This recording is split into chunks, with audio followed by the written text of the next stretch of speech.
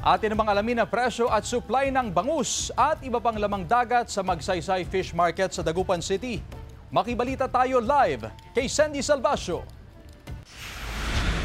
Sandy?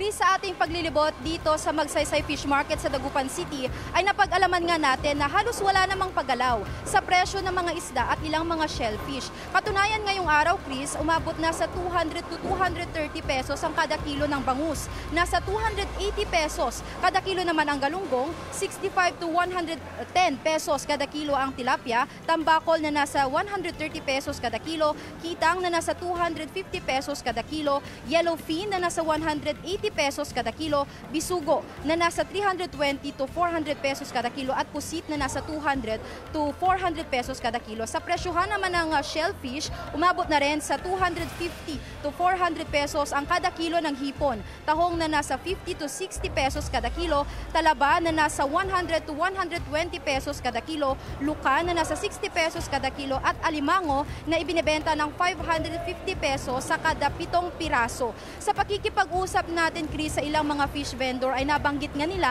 na medyo nagkaroon ng oversupply sa ilang mga ibinebenta nilang isda at shellfish, maliban na lang sa galunggong na medyo humina ang supply ngayong linggo kaya medyo tumaas din ang presyo nito. At nauna na ring nabanggit ng SAMAPA o Samahan ng Magbabangus ng Pangasinan na magkakaroon naman ng sapat na supply ng bangus ngayong Burr months. Chris, yan muna ang latest na presyohan dito sa Magsaysay Fish Market. Chris?